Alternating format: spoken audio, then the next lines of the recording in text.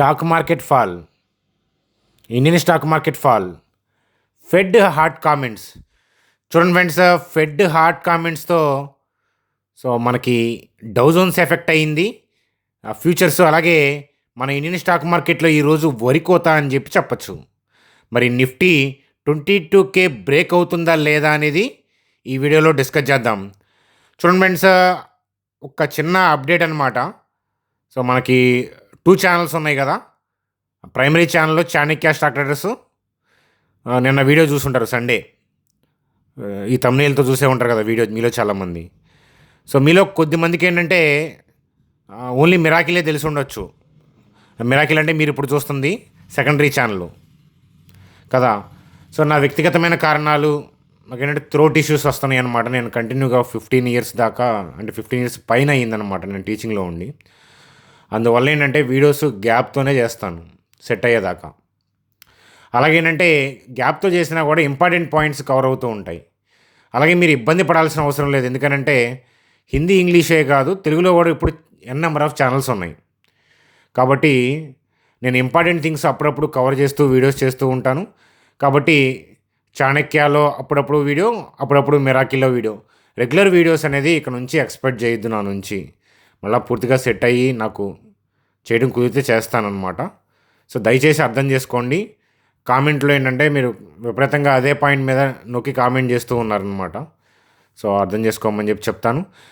వీడియోలోకి వెళ్ళే ముందు మన ఛానల్ వీడియోని లైక్ చేయడం అనేది మన జన్మ హక్కు. కాబట్టి వీడియోని లైక్ చేద్దాం.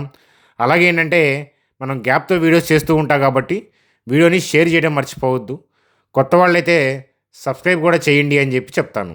చూడండి ఫర్దర్గా ఈ వీడియోలో కేఈఐ ఇండస్ట్రీస్ యొక్క లెవెల్స్ ఏంటి, డిక్సాన్ టెక్నాలజీస్ యొక్క లెవెల్స్ ఏంటో చూద్దాం. మిడ్ క్యాప్స్లో ఈరోజు కూడా ఫాల్ డౌన్ అనేది మనం చూసాము. అలాగే IndusInd బ్యాంక్ ఎందుకు అంతలా డిప్ అయిపోయింది, దానికి సంబంధించిన న్యూస్ అప్డేట్ ఏంటి, ఇష్యూ ఏంటో చూద్దాం. సన్ ఫార్మాకి సంబంధించిన న్యూస్ అప్డేటు, ట్రెండ్కి సంబంధించిన టార్గెట్ని కట్ చేశారు ఎవరు, ఏమిటి, అలా విషయాలు చూస్తూ బ్యాంక్ నిఫ్టీ యొక్క కథాగమనంతో వీడియోని సింపుల్గానే ఎండ్ చేద్దాం.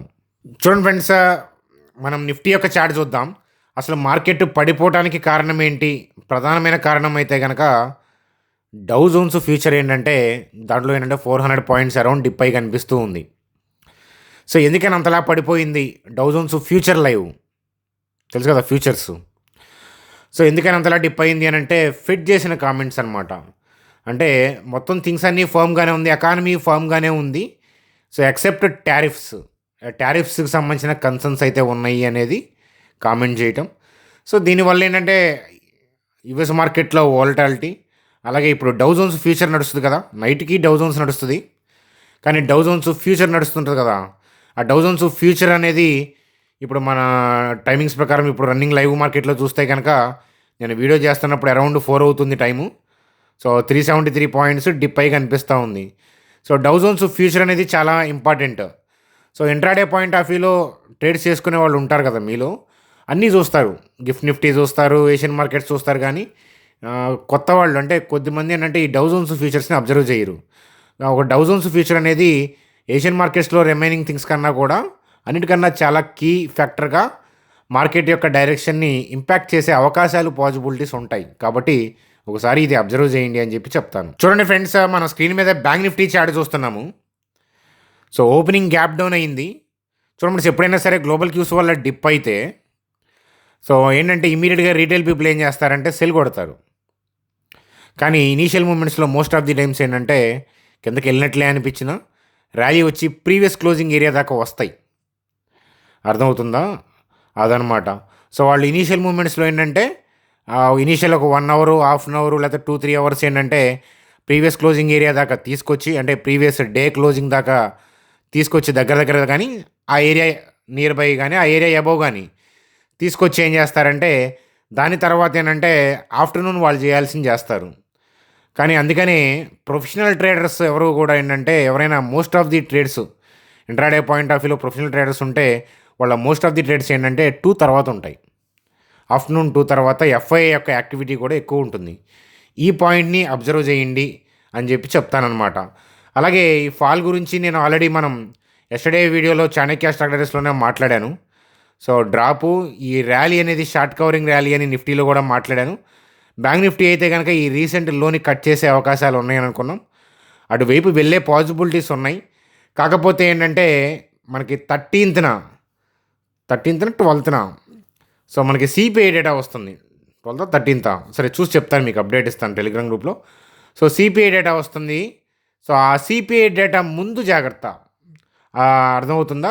దానికి ముందు ఏంటంటే ఎగ్జాక్ట్గా దాని ముందు డే మాత్రం చాలా జాగ్రత్తగా ఉండాలని చెప్తాను. సిపిఐ డేటా కనుక ఫేవర్గా వచ్చింది అనుకోండి, సో అయినా కూడా ఎఫ్ఐఎస్ ఏంటంటే కిందకి వెళ్ళే పాసిబిలిటీస్ ఉండొచ్చు. లేదు సిపిఐ డేటా టూ మచ్ అంటే సిపిఐ డేటా బాగా ఫేవర్గా వచ్చింది, కంట్రోల్గా ఉంది, ఎఫ్ఐఎస్ పాజిటివ్గా టర్న్ అయ్యే పాసిబిలిటీ ఉంటే అప్పుడు జడ్జ్ చేయాలి. ప్రస్తుతానికి ట్రెండ్ డౌనే కాబట్టి మధ్యలో వచ్చింది షార్ట్ కవరింగ్ ర్యాలీ. ఆ బోటమింగ్ ప్రాసెస్ పాయింట్ ఆఫ్ వ్యూలో కానీ ఎఫ్ఐఎస్ పాజిటివ్గా మారే స్టైల్ హిట్టింగ్ కానీ కనిపిస్తే అప్పుడు మనం ఆగుతాం, ఆచితూచి వ్యవహరిస్తూ ఉంటాం అన్నమాట. సో అన్లెస్ అంటిల్ మనకి సిపిఐ డేటా ఇంపాక్ట్ వరకు మార్కెట్ డౌన్ ట్రెండ్ కొనసాగే అవకాశాలు ఉన్నాయి. సిపిఐ డేటా వచ్చిన తర్వాత ఆ రన్నింగ్ మూమెంట్ చూసి మన సబ్స్క్రైబర్స్కి వీడియోస్ ద్వారా టెలిగ్రామ్ గ్రూప్లోను డైరెక్షన్ ఏదైనా చేంజ్ అయ్యే పాసిబిలిటీ ఉందా లేదా అనేది చెప్తాను. అప్పటిదాకా direction of the stock market down. Direction of the stock market down అంటే broad view down. That does not mean రేపొద్దున కింద పడుతుందని కాదు. బ్రాడ్ వ్యూ అంటే ఏంటంటే మార్కెట్ యొక్క డైరెక్షన్ ఏంటి అని, ఓవరాల్ డైరెక్షన్ అనేది కిందకి వెళ్తుంది. మధ్యలో 1-2 days అప్ వస్తుంటాయి, అంతా వస్తుంటాయి, కానీ ఓవరాల్గా కిందకి వెళ్తుంది. కానీ సిపిఐ డేటా అనేది చాలా కీలకమైన డేటా కాబట్టి ఆ డేటా అప్పుడు జాగ్రత్త. ఆ డేటా అప్పుడు ఏంటంటే మనం న్యూట్రల్గా ఉండి దాని తర్వాత మళ్ళీ ఒక 2 sessions అబ్జర్వ్ చేయాల్సిన అవసరం అనేది ఉంటుంది. ఇలా ఏంటంటే అబ్జర్వ్ చేసుకుంటూ ఉండాలి అని చెప్పి చెప్తాను. చూడండి ఫ్రెండ్స్, ఒక్కసారి బ్యాంక్ నిఫ్టీ పాయింట్ ఆఫ్ వ్యూలో మంత్లీ చార్ట్ అయితే మనం 46,084 వైపు వెళ్ళే పాసిబిలిటీ చెప్తుంది కమింగ్ డేస్లో. ఒకవేళ సిపిఐ చూడండి పాసిబిలిటీ చెప్తున్నాను, సిపిఐ డేటా కనుక మళ్ళీ అనుకున్నట్లు లేకుండా తేడా పడితే కనుక మరింత బలం చేకూరుతుంది దానికి. అలాగే నిఫ్టీ గురించి కూడా మనం చెప్పాము. నిఫ్టీ 21,135, 19,832 ఇటువైపు వెళ్తే అదేంటంటే సుఖం. ఎందుకంటే ఎఫ్ఐ యొక్క హెవీగా బై ఆర్డర్స్ ఉన్న ఏరియా ఇది. కాబట్టి ఈ ఫాల్ డౌన్ ఇక్కడ దాకా వస్తే కనుక ఇక్కడ ఎఫ్ఐఐస్ బయింగ్ స్టార్ట్ చేసే పాసిబిలిటీ ఉంటుంది. కాబట్టి ఇక్కడ దాకా వస్తే మనం ఈ లెవెల్లోకి వచ్చినప్పుడు జడ్జి చేయొచ్చు. ఇది మంత్లీ టైం ఫ్రేమ్వర్క్ కాబట్టి ఖచ్చితంగా అక్కడికి వస్తుందని కూడా మనం చెప్పలేము. వాళ్ళ మదిలో ఉన్న నెంబర్ కాబట్టి అది మనం గుర్తుపెట్టుకొని డైలీ టైం ఫ్రేమ్వర్క్ చూస్తూ ఉండాలి. డైలీ టైం ఫ్రేమ్వర్క్లో మనకి ఇమీడియట్గా మార్కెట్లో టర్న్ ఉందనుకోండి, అది వేరే.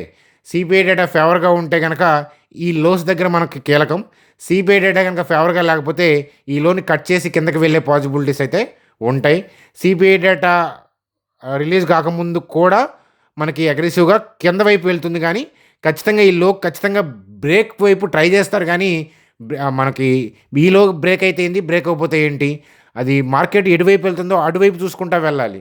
ఇన్స్టిట్యూషన్స్ ఎవరో కూడా ఈ లైన్ డ్రా చేసుకొని ఇది సపోర్టు, ఆ లైన్ కట్ అయితే నేను కిందకి సెల్ కొడతాను, అది రెసిస్టెన్సు, ఆ లైన్ పైన క్లోజ్ అయ్యి 2 రోజులు నిలబడితే లేదా పావు గంట పడుకుంటే నేను పైకి వెళ్తాను మార్కెట్. ఇట్లాంటి అనాలిసిస్లు నేను చేసామండి స్టార్టింగ్లో. ఎందుకంటే మనకి ట్రెడిషనల్ లాజిక్స్ అయ్యే కనిపిస్తాయి కాబట్టి నేను కూడా అలాగే ఆలోచించేవాడిని. లేటర్గా ఏంటంటే స్టాప్ లాస్ హిట్ అవ్వటం, మార్కెట్ డైనమిక్ అని తెలుసుకోవటం, ఎఫ్ఐఎస్ కంటిన్యూగా huge quantity cell of by చేస్తూ ఉంటారు కాబట్టి గ్లోబల్గా ఉన్న థింగ్స్, లోకల్గా ఉన్న థింగ్స్ని బట్టి వాళ్ళు డైనమిక్గా స్టెప్స్ వేస్తూనే మార్కెట్ని ఒక డైరెక్షన్ వైపు మూవ్ చేస్తారని తెలుసుకోవటం. దాని తర్వాత నా పందాని, నా స్టైల్ని ఏంటంటే మార్చుకొని నాలెడ్జ్ని ఇంప్రూవ్ చేసుకోవడం అనేది జరిగిందనమాట. నేను చెప్పింది మీరు నమ్మితే బిలీఫ్. మీరు కూడా నేను చెప్పింది ఒకసారి ఆలోచించి మీ ఓన్ పాయింట్స్తో డెవలప్ అవుతూ మీరు కూడా trying to identify the market direction, అది మీకు ఎప్పుడైనా లాంగ్ టర్ము పనికొస్తుంది అని చెప్పి చెప్తాను. నేను broad view of the stock market down అనే అనుకుంటున్నాను. ఇది డ్రాపు, ఇది షార్ట్ కవరింగ్, ఫర్దర్గా డౌన్ అవుతుంది అనే పాయింట్ ఆఫ్ వ్యూలోనే నిన్న వీడియోలో కూడా మాట్లాడాను. సో నిన్న వీడియోలో మాట్లాడినప్పుడు చాలామంది ఏంటంటే అపోజ్ చేసి కింద కామెంట్స్ చేశారు. అలా చేస్తున్నప్పుడు నాకు అర్థమవుతూ ఉంటుంది, అంటే ఈ అపోజ్ చేస్తున్న వాళ్ళంతా కూడా ఆల్రెడీ సిఈ పాయింట్ ఆఫ్ వ్యూలోను లేకపోతే మార్కెట్ డైరెక్షన్ పైకి పోతుందనే పాయింట్ ఆఫ్ వ్యూలో ఉన్నారు. అంటే రీటైల్ పీపుల్ ఎక్కువ మంది బయింగ్ పాయింట్ ఆఫ్ వ్యూలో ఉన్నారు కాబట్టి పడే పాసిబిలిటీస్ ఉంటాయి అనే పాయింట్ ఆఫ్ వ్యూలో మనం అనుకోవచ్చని అనిపిస్తూ ఉంటుందన్నమాట. అట్లా అని ఇవాళే పడాలని లేదు, it can be tomorrow also. ప్రతిసారి నేనే రైట్ అవ్వాలని కూడా లేదనమాట. స్టాక్ మార్కెట్‌లో 50% ఆఫ్ ది కేసెస్‌లో మనం కరెక్ట్‌గా అసెస్ చేస్తే చాలన్నమాట. కానీ కింద సివియర్‌గా కామెంట్లు కనిపిస్తున్నప్పుడు మార్కెట్ డైరెక్షన్ డౌన్ ఉన్నప్పుడు టెంపరరీ ర్యాలీస్ వచ్చినప్పుడు ఏంటంటే బోటమ్ అయిందనుకుంటారు. మరి బోటమ్ అయిన దానికి నార్మల్‌గా వచ్చిన టెంపరరీ ర్యాలీ బౌన్స్‌కి తేడా ఏంటి అనేది ఐడెంటిఫై చేయడానికి నాకు దగ్గరగా 5-6 ఇయర్స్ పట్టింది. కాబట్టి ఇమ్మీడియేట్‌గా స్టాక్ మార్కెట్‌లోకి వచ్చిన వాళ్ళ కామెంట్స్‌ని నేను అర్థం చేసుకోగలను. సో, మరి తేడా ఏంటి చెప్తారా అంటే చెప్తాను. సో, ఈ వీడియో ఎండ్‌లో చెప్తాను. అర్థమవుతుందా? కాబట్టి వెయిట్ చేయండి అని చెప్తాను. ఈ వీడియో మిడిల్‌లో చెప్తాను. చూడండి ఫ్రెండ్స్, స్టాక్స్ గురించి వాటి గురించి డిస్కస్ చేసే ముందు మీలో ఎవరికైనా ట్రేడింగ్ అకౌంట్, డీమ్యాట్ అకౌంట్ లేకపోతే గనక సో, ఇక్కడ మనకి ఏంజెల్, జెరోదా 2 కూడా ప్రొవైడ్ చేయడం అనేది జరిగింది. ఒకసారి చూడండి మన ఛానల్ కింద మిరాకిల్ కింద ఏంజెల్, జెరోదా 2 ఇవ్వడం అనేది జరిగింది. సో, ఈ లింక్స్ ద్వారా అకౌంట్ ఓపెన్ చేసుకోండి. ఫ్లాట్ ₹20 మాత్రమే ఛార్జ్ చేస్తున్నారు. డిస్కౌంటెడ్ బ్రోకర్స్ అనమాట. డిస్కౌంటెడ్ బ్రోకర్‌లో కూడా బ్రాండెడ్ బ్రోకర్స్ వాళ్ళు. అందుకనే మేము అది ప్లేస్ చేశాను నేననమాట. మీరు ఏదైనా సరే మొబైల్ నెంబర్ ఎంటర్ చేసి ఓటీపీ వచ్చేస్తుంది ఎంటర్ చేస్తే 10 మినిట్స్‌లో అకౌంట్ ఓపెన్ అయిపోతుంది. అకౌంట్ ఓపెన్ చేసిన తర్వాత మీ ఐడీని మా టీమ్ నెంబర్‌కి వాట్సాప్ చేస్తే ఏదైనా వెబినార్లు కండక్ట్ చేసేటప్పుడు మీకు ఇన్ఫార్మ్ చేస్తాను. ఎడ్యుకేషనల్ వెబినార్స్ కండక్ట్ చేసేటప్పుడు. చూడండి సార్, సన్ ఫార్మాకి సంబంధించి ఏంటంటే so, it will acquire Nasdaq listed immunotherapy and targeted oncology company. So, ఆ కంపెనీ ఏంటంటే వీళ్ళు మనకి అక్వైర్ చేయబోతున్నారనేది అప్డేట్ అనమాట. సో, అది థెరప్యూటిక్స్ అది. సో, అది సన్ ఫార్మాకి పాజిటివ్ స్టెప్పే అని నాకు అనిపిస్తూ ఉంది. ఒకసారి మీరు కూడా లోతుగా ఒకసారి చూడండి అని చెప్తాను.